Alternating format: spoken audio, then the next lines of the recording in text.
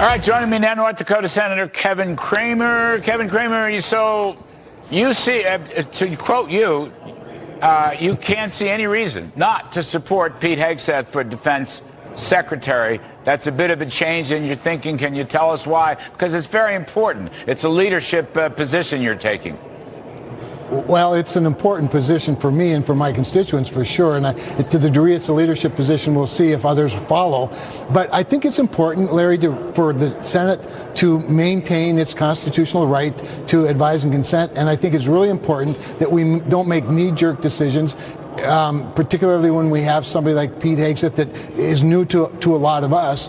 But after my very long and very frank discussion with Pete, after talking to people and friends of Pete's who know him personally, after looking through all of the information, all the allegations and accusations against him by people who are unnamed, if there are people at all, I absolutely believe that Pete is the right person for the job at this time. I've always liked his attitude about kicking down doors and changing the processes and disrupting the place. I've always loved the fact that as a face for peace through strength, Pete has a great one, because I always say that we talk a lot about deterrence. We talk a lot about nuclear deterrence, and we usually reference then some sort of a weapon system. But deterrence isn't just a weapon system; it's an attitude, it's a culture, it's a system that includes the leadership itself. Pete is all those things. Plus, he's a warrior's warrior. He's somebody that the rank and file military men and women can look to and go, finally, there's somebody at the helm that represents us, not just the guys with stars with stars on their shoulder, which I love them as well. Don't get me wrong. But Pete convinced me, and all of the accusations and allegations against him have convinced me that they're either not there or at least nobody's talking. And so I think we've got to move on with this. Let's get Pete across the finish line. If we can. Look, the far-out liberals try to smear him. Okay, they're going to try to smear other cabinet nominees. There's no question about that. But they should fail, because there's no evidence with Pete. I mean, I don't want to even go through it. We've talked about it on the show. The police report never brought charges. The main thing is, Senator Cramer, his agenda for the Pentagon.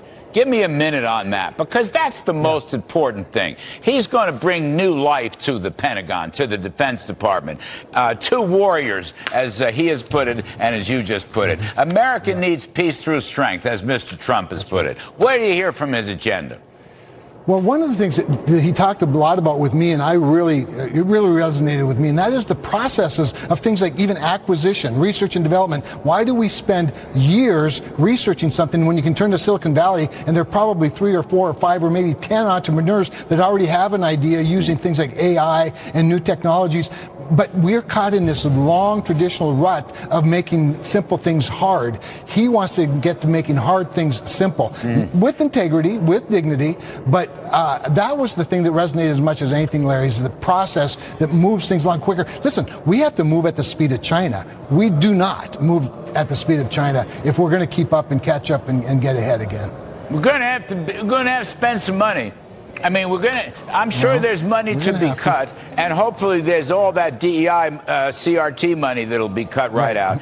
But at the end of the day, in real dollars, we're going to have to beef it up, because everybody tells me we're way behind China, for example, when it comes to the Navy.